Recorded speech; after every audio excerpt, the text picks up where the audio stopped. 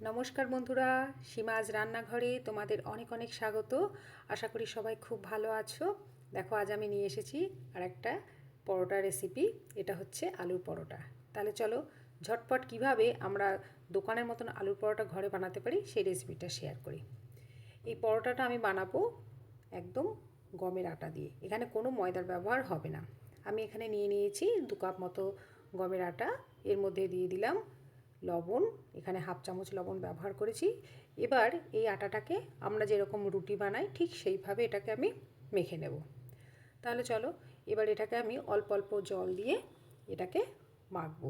খুব বেশি এটাকে নরম করবে না। এইভাবে এটাকে আমি মেখে নিচ্ছি। মেখে নেওয়ার পর এটাকে কিন্তু কিছুক্ষণ আমাদের রেস্টে রেখে দিতে হবে। এইভাবে আমি এটাকে মেখে নেব। নেওয়ার পর চলো এটাকে আমি মিনিট 10 মতন রেস্টে রেখে দিই। দেখো আটাটা মাখা হয়ে গিয়েছে, দেখতেই পাচ্ছ। এটা খুব বেশি শক্তও হয়নি, আবার খুব বেশি নরমও হয়নি। এবার এটাকে আমি চলো রেস্টে রেখে দিই। এর পরবর্তী স্টেপে আমি কি করব, আমি নিয়ে নিয়েছি এখানে 2টো আলু সিদ্ধ। এই আলুটা আমি খোসা সমেতই সিদ্ধ করেছি, তারপর খোসাটা ছাড়িয়ে নিয়েছি। এবার এই আলুটা ভালো করে তোমরা হাত দিয়েও চটকে নিতে পারো, আবার গ্রেটারের সাহায্যে এটাকে একটু কুড়েও নিতে পারো। দুরকমভাবেই করতে পারো।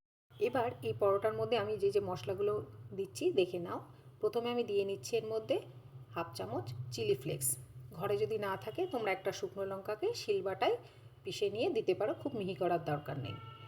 এরপর দিয়ে দিলাম এর মধ্যে 1/4 চামচ জোয়ান। জোয়ানটা দিলে এটা হজমে সহায়ক হবে। দিয়ে দিলাম 1/4 চামচ গরম মশলা গুঁড়ো। এরপর এই পরোটাটার স্বাদ বাড়ানোর জন্য যে মশলাটা দিচ্ছি সেটা হচ্ছে চাট মশলা। এখানে আমি হাফ চামচ চাট মশলা নিয়েছি। নিয়ে নিলাম 1/4 চামচ জিরে গুঁড়ো, আর ঠিক সমপরিমাণ নিয়ে নিয়েছি এখানে আমি ধনে গুঁড়ো। বুঝে নিলে কী কী মশলা দিলাম। এরপর এর মধ্যে আমি দিয়ে দেব পেঁয়াজ কুচি। আমি এখানে একটা বড় মাপের পেঁয়াজ নিয়েছি, সেটাকে খুব ভালো করে তোমরা কুচি করে নেবে। দেখতে পাচ্ছ এইভাবে কুচি করে নেওয়ার পর এর মধ্যে আমি এবার দিয়ে দিচ্ছি দেখো আদা কুচি। এখানে আমি 1 চামচ আদা কুচি নিয়েছি। দিয়ে দিলাম কাঁচা লঙ্কা কুচি, ঝালটা তোমাদের স্বাদ মতো দেবে। আর দিয়ে দিলাম ধনেপাতা কুচি। সব শেষে আমি দিয়ে দিচ্ছি স্বাদ মতো লবণ। লবণটা অবশ্যই স্বাদ অনুযায়ী ব্যবহার করবে তোমরা, যেহেতু আটাতেও দিয়ে রেখেছি আমি। এবার এর মধ্যে আমি দিয়ে দিচ্ছি স্বাদ আর গন্ধের জন্য দেখো কসুরি মেথি। এই কসুরি মেথিটা দেওয়ার সময় একটু হাত দিয়ে এইভাবে ডলে নিয়ে তারপর দিয়ে দেবে। ব্যাস, আমাদের সমস্ত উপকরণ রেডি আলুর পরোটার মধ্যে যে পুর বানাবো সেটার মধ্যে দেওয়ার জন্য। এবার এটাকে আমরা খুব ভালো করে এইভাবে মেখে নেব, যেন এর মধ্যে কোনো আলু দানা বেঁধে না থাকে। দেখো রেডি হয়ে গিয়েছে। এবার এখান থেকে আমরা ছোট ছোট এইভাবে বল বানিয়ে নেব, যেটা আমরা পরোটার মধ্যে দেব। সাইজটা দেখতে পাচ্ছ, মানে যে রকম আমাদের লেচি হবে তার থেকে 1 ভাগ ছোট আমরা আলুর পুরটা দেব। তাতে পরোটা থেকে যদি ফেটে বেরিয়েও যায় কোনো অসুবিধা নেই, কিন্তু ভিতরে যদি পুরটা বেশি থাকে পরোটার স্বাদ আরও বেড়ে যায়। এবার চলো আটাটা আমাদের 10 মিনিট রেস্ট হয়ে গিয়েছে। আমি এবার এখানটা থেকে দেখো একটা একটা করে লেচি বানিয়ে নিচ্ছি। দেখতে পাচ্ছ লেচির সাইজটা, আর ভিতরে যে পুর দেবো তার সাইজটা বুঝে নিলে কতটা পরিমাণ দিতে হবে। কারণ কম দিলেও ভালো লাগবে না, বেশি দিলে খুব ভালো লাগবে না, তার একটা পরিমাণ নির্দিষ্ট থাকে। এরপর দেখো আমি এটাকে কিভাবে বানিয়ে নিচ্ছি। তোমরা আগেও দেখেছো আমার পরোটা রেসিপিতে আমি কিভাবে এটাকে বাটির মতন করে গোল করে বানিয়ে এর মধ্যে পুরটা দিয়ে দিই। দেখো আমি এবার এর মধ্যে দিয়ে দিচ্ছি পুরটা। দেখলে পুরের পরিমাণটা কতটা দিলাম। এবার এটাকে খুব ভালো করে আমি মুখটা আটকিয়ে দেবো এইভাবে। দেওয়ার পর এটাকে আমি কিছুক্ষণ হাত দিয়ে বড় করে নেব। দেখো রুটির মতন শেপ দিয়ে নেব হাত দিয়ে।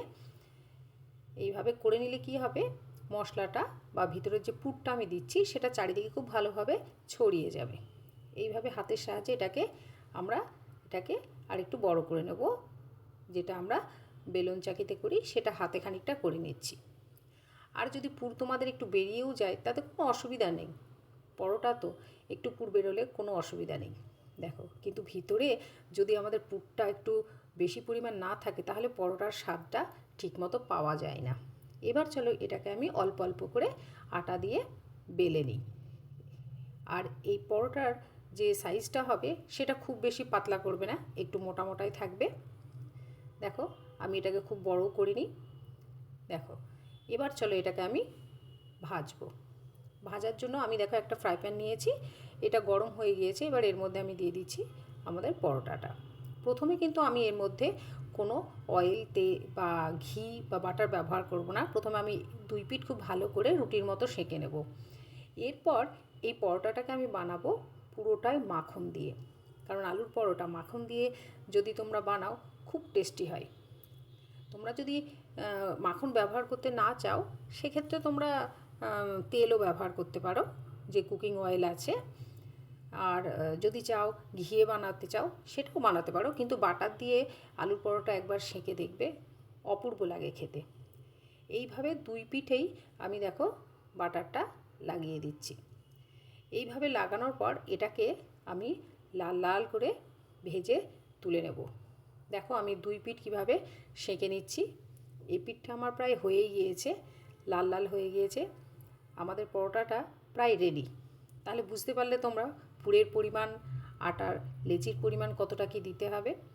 খুব সুস্বাদু পরোটা বানাতে গেলে কিন্তু একটু ভিতরে পুরের পরিমাণটা বাড়াতে হবে, তবেই পরোটার স্বাদটা পাওয়া যাবে। দেখো রেডি হয়ে গেল আমাদের একটা আলুর পরোটা। চলো এইভাবে আমি বাকি পরোটাগুলোও বানিয়ে রেডি করি। দেখো রেডি হয়ে গিয়েছে আমাদের আলুর পরোটা। তোমরাও কিন্তু এভাবে বাড়িতে বানাবে, আর বাড়িতে বানিয়ে খেয়ে কিন্তু অবশ্যই আমাকে জানাবে কেমন লাগলো। আমার রান্না ভালো লাগলে লাইক, শেয়ার, সাবস্ক্রাইব করো। সবাই ভালো থেকো। নমস্কার।